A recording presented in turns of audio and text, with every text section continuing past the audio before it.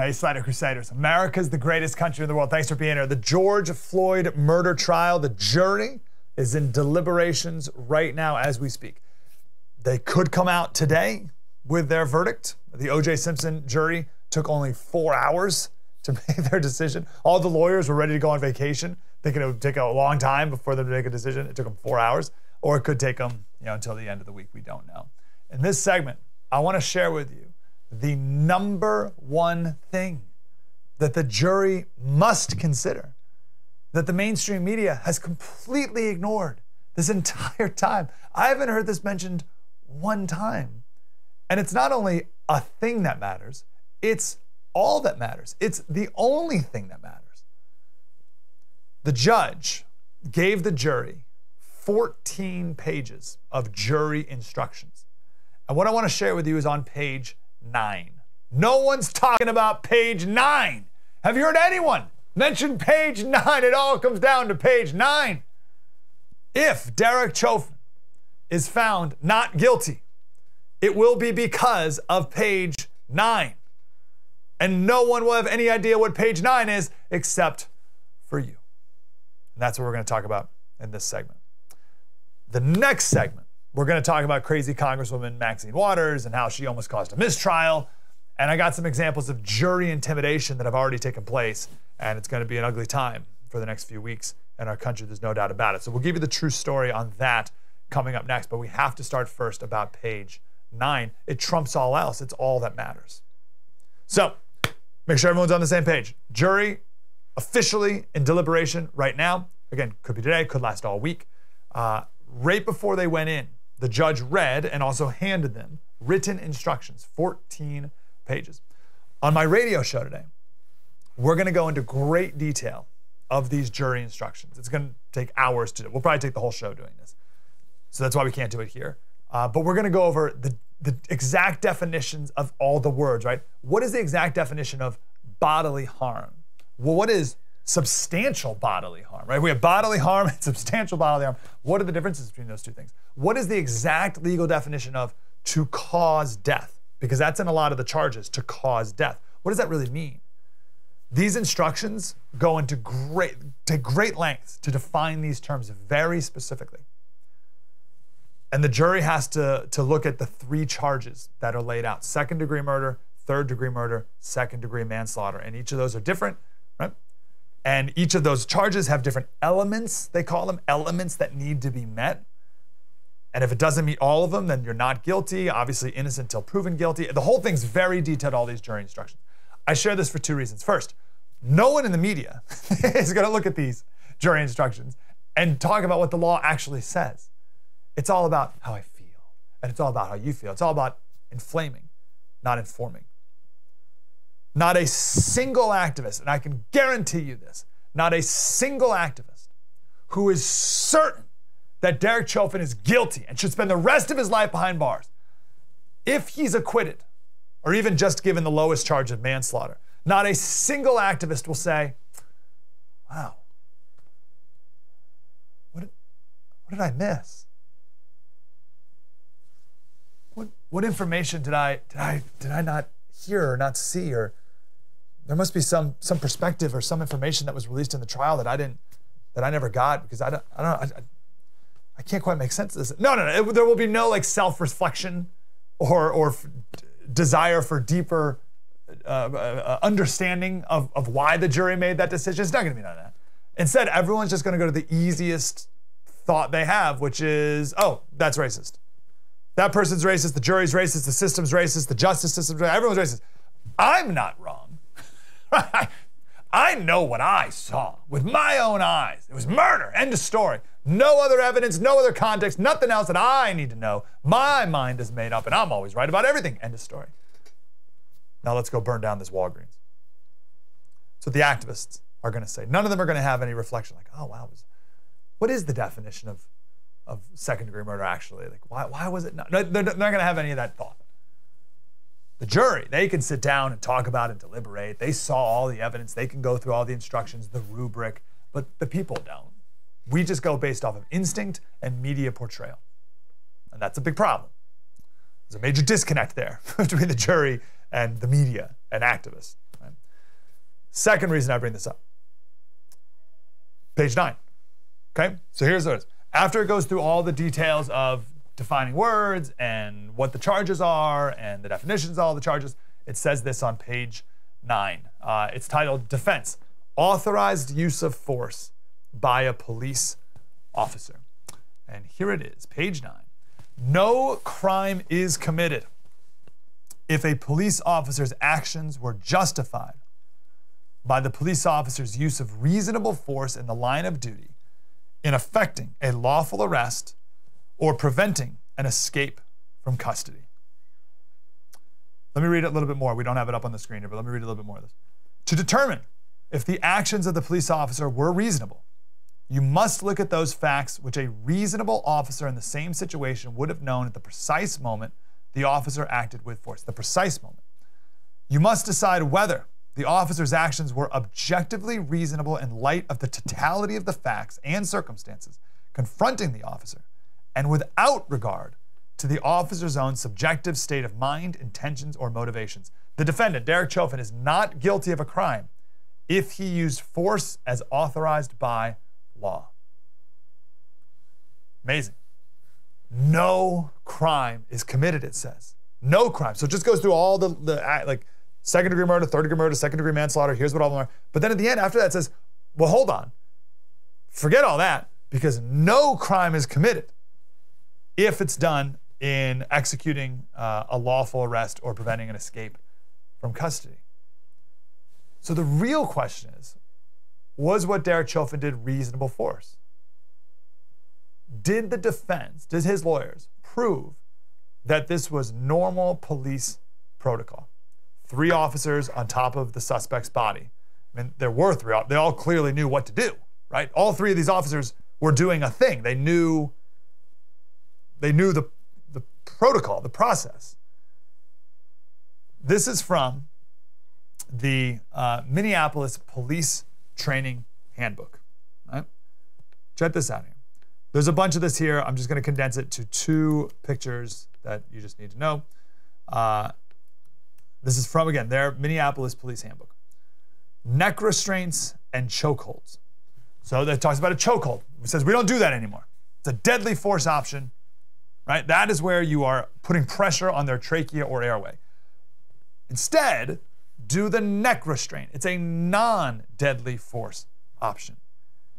And the handbook goes through great detail, again, of exactly what to do, where to put your knee, where to put your hands, where to put his hands. Make sure that his head, that the suspect's head is to the side, right? Make sure that your knee is not blocking his airways. You're actually supposed to protect his airways, which is what Derek Chauvin did.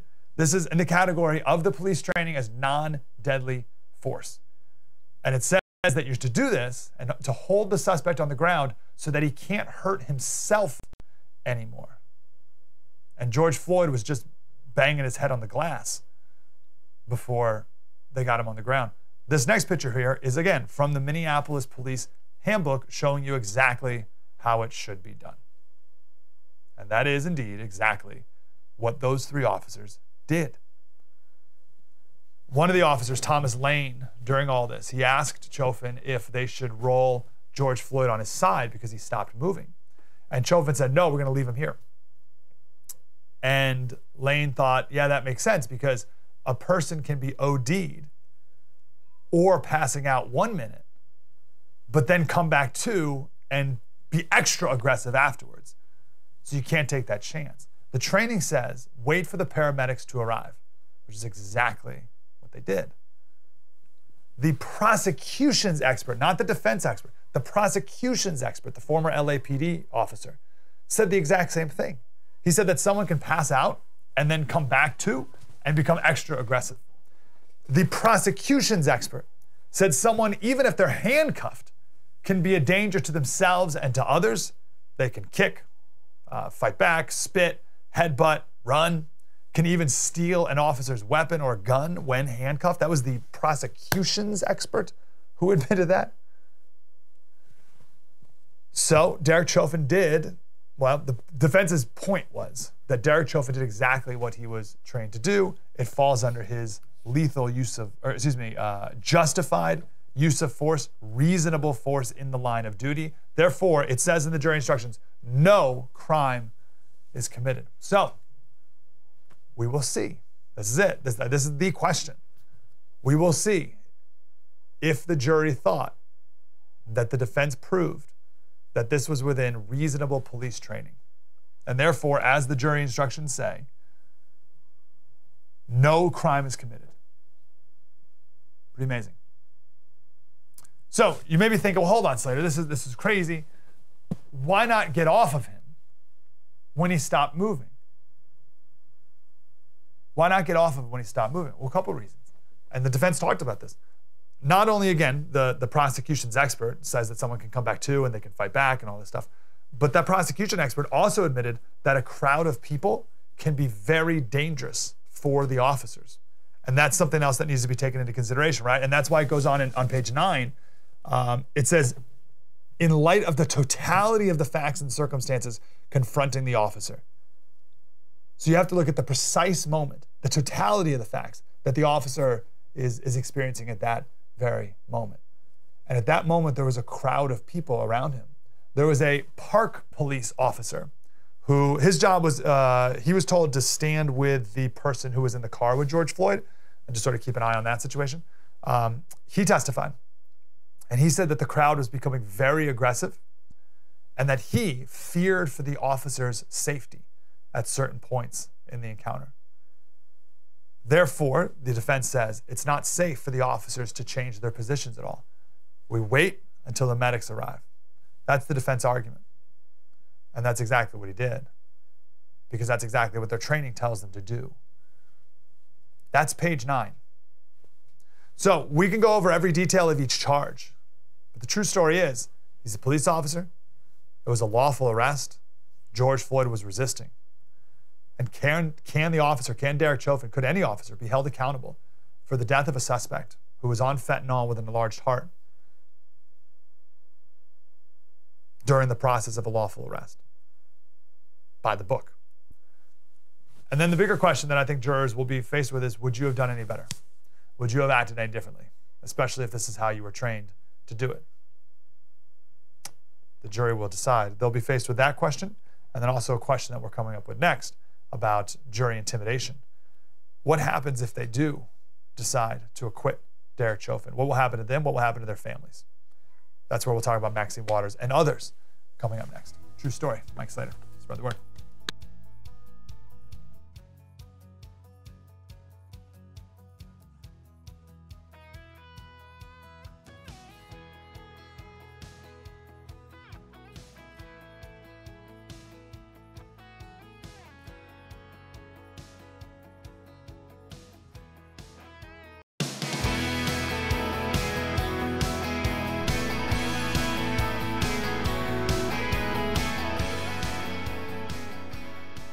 Slater Crusaders, check this video out here. See if you can even guess who this is. This is a sad and scary sight here that we will put up momentarily. There it is. Can you tell who this is even? That is Al Sharpton walking to his private jet for justice to go stand with the Floyd family as the jury deliberates. Send in the clowns. Ladies and gentlemen, what an absolute hack. This is going to be a very bad time for our country when Sharpton descends on the scene. So everyone's familiar with this by now. Congresswoman from LA. She's not smart. And I don't mean that rudely. That's like objective. She's just not a smart person. She's 82. She's had the job for 30 years. She flew from LA to Minnesota to be there for the protest. First of all, she said she demands guilty in the first degree. First degree would be premeditated. That means Derek Chauvin was sitting around the day before and premeditated the murder of George Floyd, which is asinine and not even an option. He's not even charged with that. And the problem with that is she talks about first degree murder, first degree murder, first degree murder. People on the street don't understand what that difference is. First, second, third. They don't understand the segment we just did outlining all the different differences. They don't get that, right? So she's just not smart. But then she was asked what she would do and what people should do if it's a not guilty verdict, or even if it's just a manslaughter charge. Here's what she said. And we've got to get more active. We've got to get more confrontational. We've got to make sure that they know that we mean business. So the judge, by the way, more confrontational doesn't mean more hugs. Okay? That doesn't mean we get more hugs in the street. The judge of the trial then said this in the courtroom. I'm aware that Congresswoman Waters was talking specifically about this trial and about the unacceptability of anything less than a murder conviction, and talk about being confrontational, but you can submit the press articles about that. This goes back to what I've been saying from the beginning. I wish elected officials would stop talking about this case, especially in a manner that is disrespectful to the rule of law and to the judicial branch and our function. I think if they want to give their opinions, they should do so in a respectful and in a manner that is consistent with their oath to the Constitution, to respect a co-equal branch of government. Their failure to do so, I think, is abhorrent, but I don't think it has prejudiced us with additional material that would prejudice this jury. They have been told not to watch the news. I trust they are following those instructions, and that there is not in any way a prejudice to the defendant beyond the articles that we're talking specifically about the facts of this case. A congresswoman's opinion really doesn't matter a whole lot. Anyway, so motion for mistrial is denied. After the judge said that, the completely overwhelmed, out of his league mayor of Minneapolis had a press conference and said this. Regardless of the outcome of this trial, regardless of the decision made by the jury, there is one true reality, which is that George Floyd was killed at the hands of police.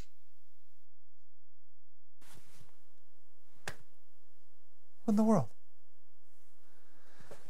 So everyone's getting ready, right? The politicians are getting ready. They're inflaming. Media, politicians, just dividing. No focus on the truth whatsoever. Back. Did you catch that clip he played? He said, we've instructed the jury not to watch the news. How do you watch the news, right? The news is everywhere. You're inundated with the news. You turn on your phone, and if you swipe far to the left, you get all the news updates. You can't not watch the news.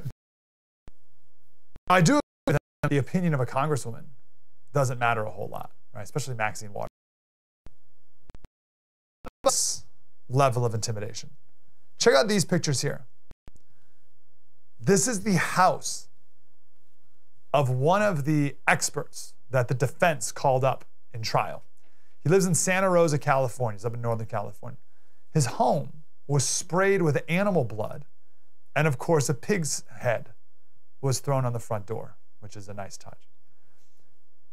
This was this weekend.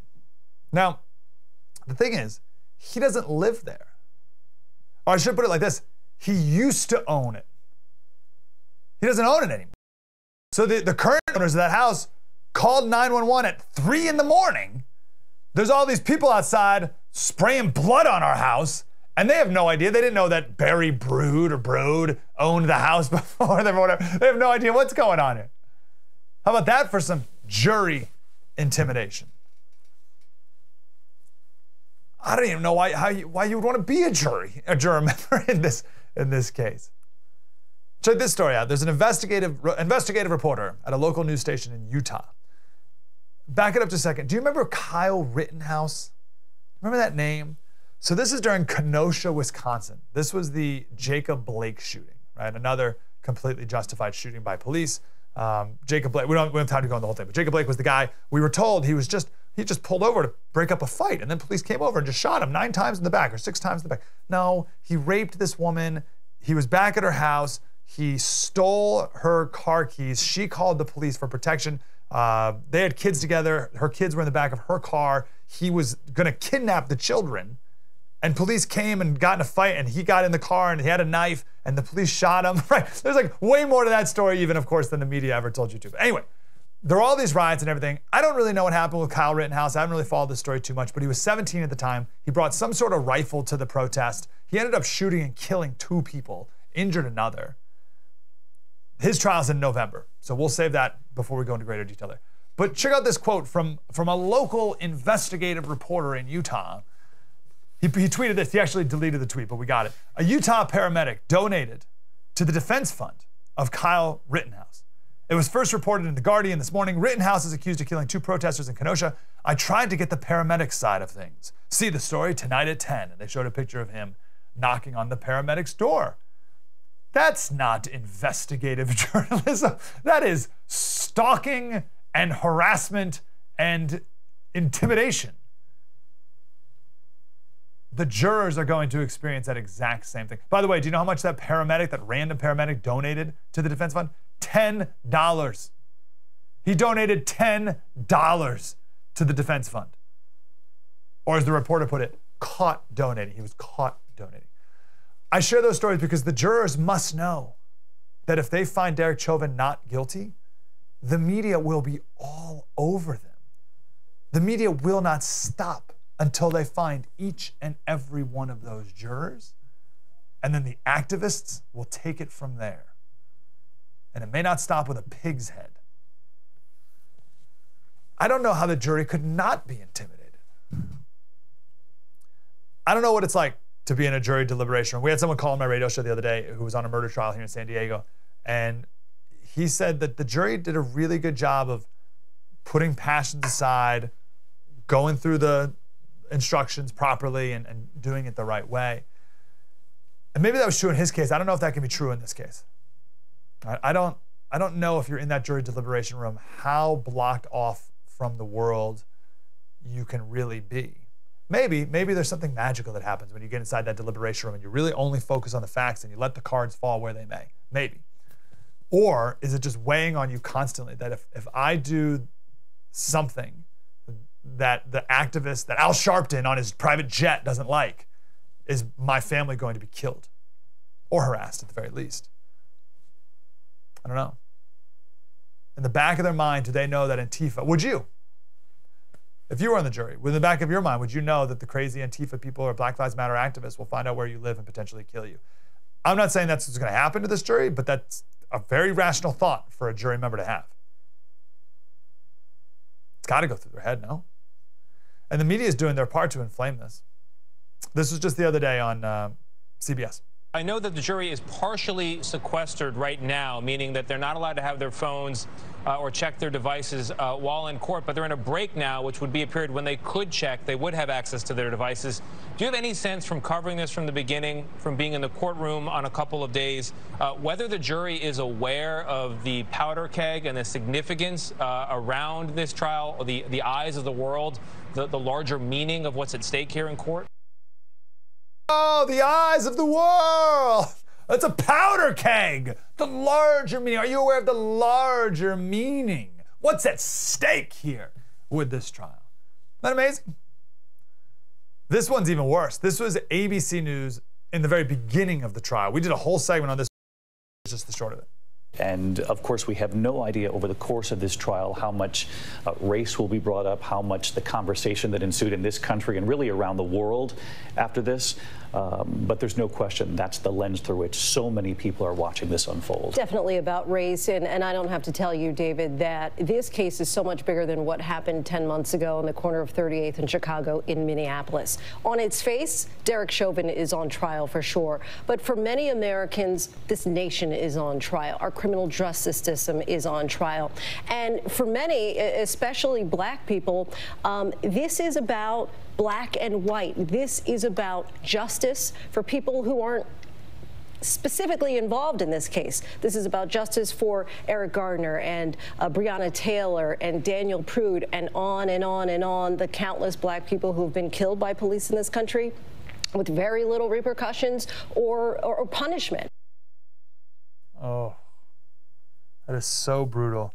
Just, lady, imagine if you were in a trial and you were accused of something and the jury said, well, she's probably innocent, but a friend of mine was a victim of something similar to this and didn't get justice that she deserved, so I'm going to put it on your back. Now imagine that. The country's on trial. The justice system's on trial. It's about black and white. All race relations are on trial. And the judge, obviously to his credit, went through great lengths None of that is on trial. I told the jury, you must look only at the specifics of this case. But can the jury do it? They're just human beings.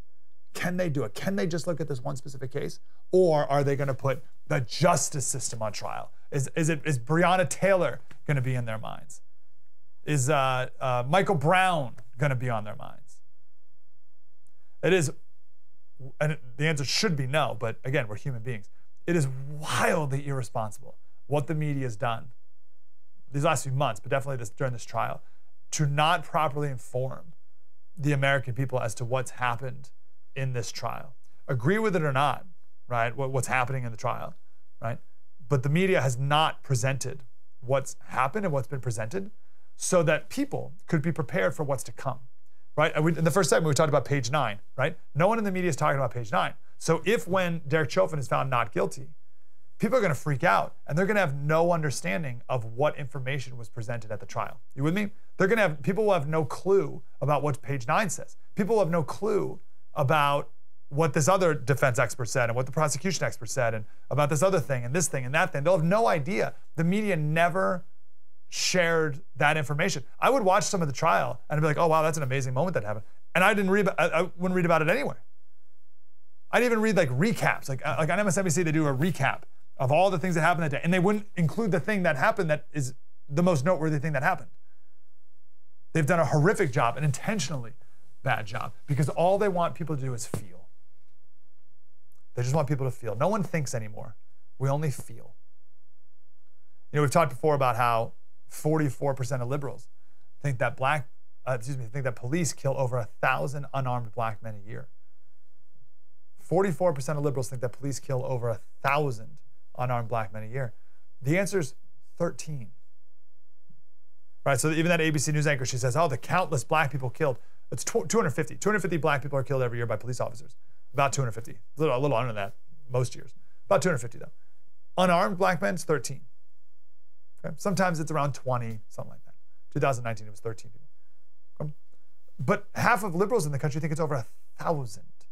Okay? So the question is, what's true versus what do people feel? We're going to take a break here, guys. I have a ton more to say here, but we got some great guests coming up here. So let's take a break here. But that's the root of it. And what will the jury do? Will the jury look at the evidence, look at the specifics of the trial, look at page 9, and focus on what's true? Or are they going to fall for what the media and the activists want us to do? And that is simply to feel. True story. Mike Slater, spread the word.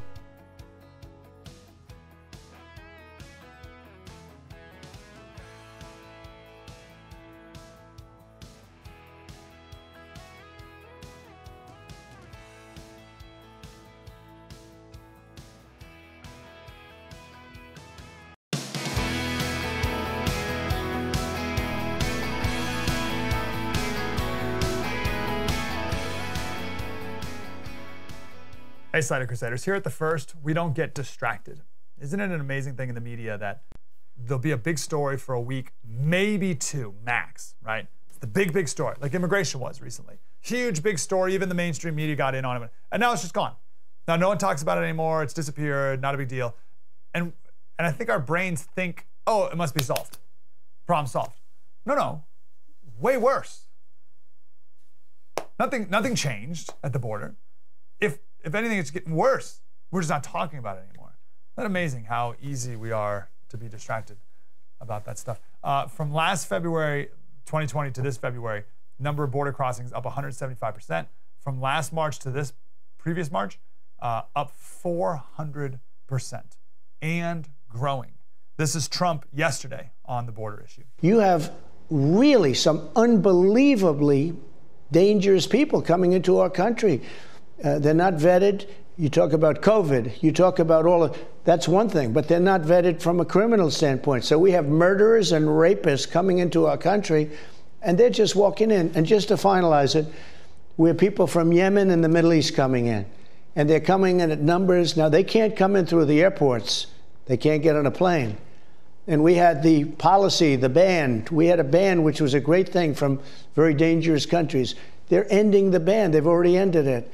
so that people can come in from dangerous countries. But if you take a look at what's happening with the Middle East, many people from the Middle East are coming in through our southern border alongside of Mexico. What they're doing is insane. They're going to destroy our country. Trump won on that issue, by the way. Don't forget that. Mark Corcoran is here. He's from the Center for Immigration Studies. Mark, how are you, sir? Very well. Thanks for having me. Good to talk to you. Can you speak to that just for a second, just the media's attention to this topic and how it ebbs and flows, to say the least? Well, I mean, the media's attention is going to, ebb and flow on any kind of issue. But on this issue in particular, it's kind of like pulling teeth to get them to cover it because it makes their guy in the White House look bad. And frankly, it kind of vindicates President Trump, who was, orange man bad for the media. And so if they can do their sort of minimal reporting on it, and they have, but then kind of say, okay, well, let's move on. It's not really a story anymore. There's going to be a temptation to do that, even though, like you said, it almost certainly does seem to be getting worse. From February to March, the number of these so-called unaccompanied minors, who really aren't unaccompanied, they were brought by smugglers, but that's what they're called, doubled. The number of adults traveling with kids, bringing kids with them, almost tripled. And they're expecting the numbers to be going up for at least several more months before the summer heat probably makes it subside somewhat. So this is not over. And the reasons it's happening aren't over. And so even if it goes down a little in the summer, it'll just start going back up again in the fall. Yeah. What's, to you, the most important / overlooked aspect of the border? For me, and the thing we talk about the most on the show, is the sex trafficking angle to it. The women and girls who don't make it across the border are stuck in Mexico, sex trafficked, or come across here and are sex trafficked across the country. So that's the thing we focus on the most. But what do you think is the most important, or at least talked about? That's clearly the, one of the most outrageous parts of it. But really, the fact that enormous numbers of people are surging across the border and are being let go and will never leave. See, the fact here is that the Biden administration is essentially using the claim of asylum, where you want to be, you claim political asylum, even though none of these people warrant it, as an excuse for making basically an end run around the limits on immigration that Congress has passed. They're cooperating, they're kind of conspiring with these illegal immigrants to increase immigration permanently without Congress voting on it, because Congress wouldn't approve anything like that. That seems to me really the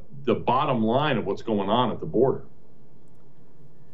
If Trump made it where either you can't come across or you have to wait in Mexico for you to get a thumbs up or a thumbs down to come in. Previous to Trump, it was, here's your court date and we let you off in America. Like, that's crazy enough. But now we're not even giving out court dates, is my understanding. Yeah, Can in you a lot walk of us cases, through, though, the process?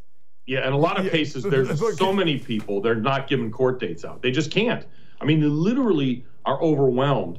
And so it's kind of honor system. They give them a piece of paper and they say, okay, well, call a number when you get to your relative's place in, LA or Washington or whatever.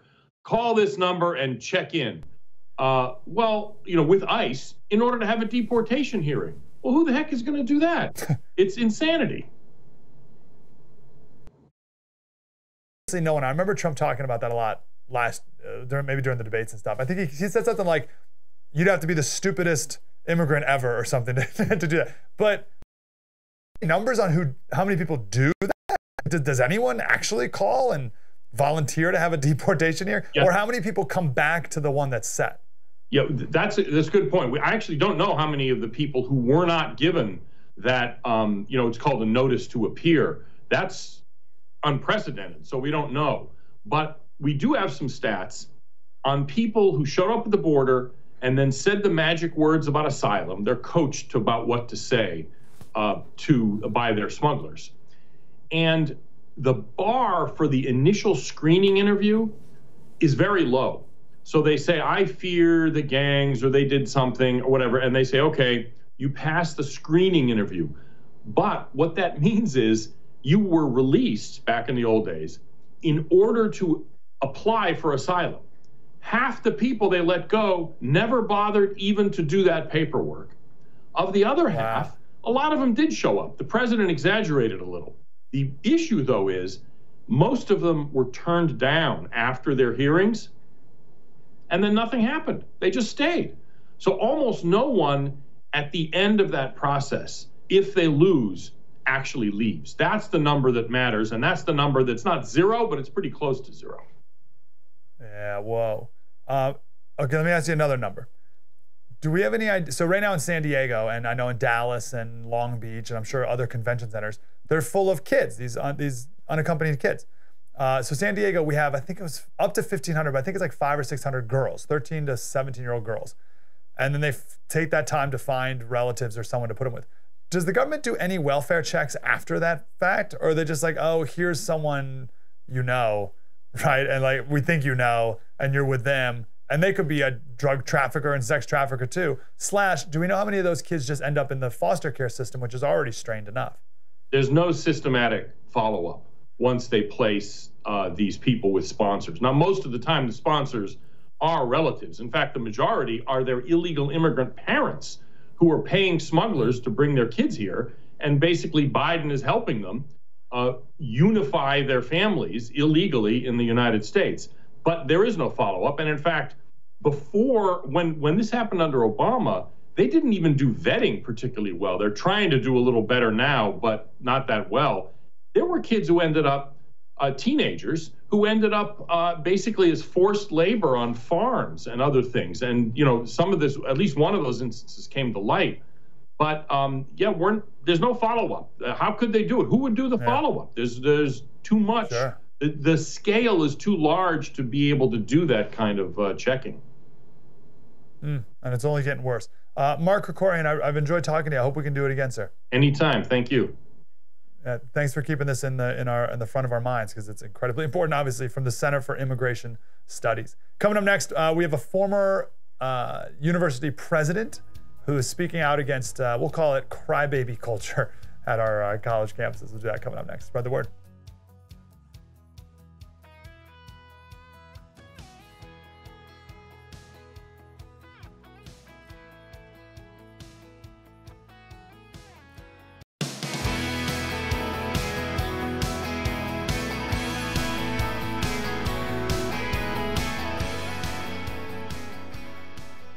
Hey, Slater Crusaders, we all are very aware of the situation with our college campuses right now. It first really started to hit me when this idea of safe spaces first became popular. You're thinking, safe spaces, you're adults. And I think it was when Ferguson was going on, and I think it was Yale Law School, like canceled classes and canceled tests because people couldn't handle, and you're like, holy cow, you want to be a lawyer and you can't handle the events of to go to school. Harvard just released this letter to members of the Harvard community preparing for the George Floyd verdict to come down any minute now. And just a lot of emoting.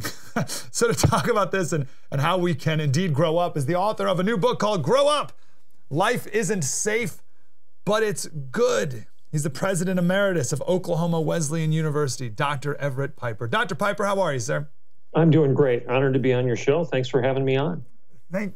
Thanks for being here. There had to be, well, maybe this is two-part. What was maybe the beginning of your noticing that, oh, we're in a different era, things are becoming strange? So maybe like the beginning, and then was there like a pivot point when you were like, whoa, we've gone way too far? Well, I think everything that I say henceforth on your program could be prefaced by, I told you so. I know your mom told you it was rude to say I told you so, but I told you so. In my 2017 book, Not a Day, I warned of this, and I said what was happening at Berkeley and Brown, this teaching about safe spaces and microaggressions and trigger warnings, all of this stuff is self-centered narcissism. And what's taught today in the classroom is always going to be practiced tomorrow in our culture. So what caused me to be aware of the problem? I saw the terrible ideas that were being imbibed by my industry and perpetuated by my industry. The academy, the ivory tower, was more centered and focused on teaching selfishness than self-evident truths, in teaching narcissism rather than natural law. Bad ideas, bad culture, bad kids, bad country. Richard Weaver spoke of this in 1948 in his seminal work, Ideas Have Consequences. You don't even need to crack the book to know what he was talking about. Ideas have consequences. They matter. And when you teach lousy ideas, you're going to get lousy results. So to answer your question, what caused me to start speaking out about this? I was being critical of my own industry because I recognized that the academy, by and large, Berkeley to Brown and every place in between, was teaching childishness rather than mature thinking. Can you give me an example of a lousy idea? Well, let's start with a microaggression. Let's start with a trigger warning. Let's start with safe spaces. All of these are the same idea. It's all about me. It's all about mine. It's all about us versus them. It's all about conflict. It's all about revenge. It's all about vengeance rather than virtue. All of these ideas are selfish. They're narcissistic. It's perpetual navel gazing. And children do this, but adults don't. Adults look outward and serve. They don't keep fixating on their temper tantrum because they want a new piece of candy or a plastic toy. We actually had counseling centers, and still do, at some of the premier institutions in our land that have Play-Doh, coloring books, and videos of frolicking puppies.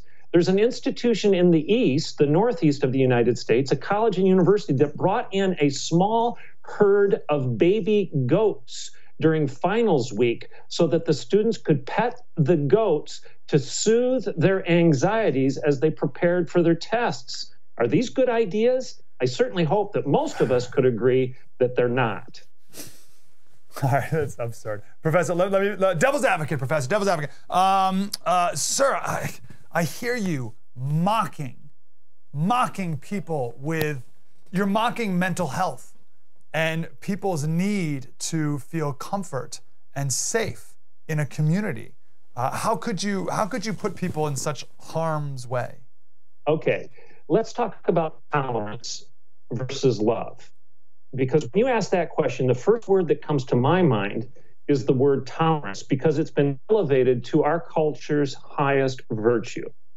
Here's the question, a rhetorical question, not a mocking question, a rhetorical one. Did you send your spouse an I tolerate you card on Valentine's Day?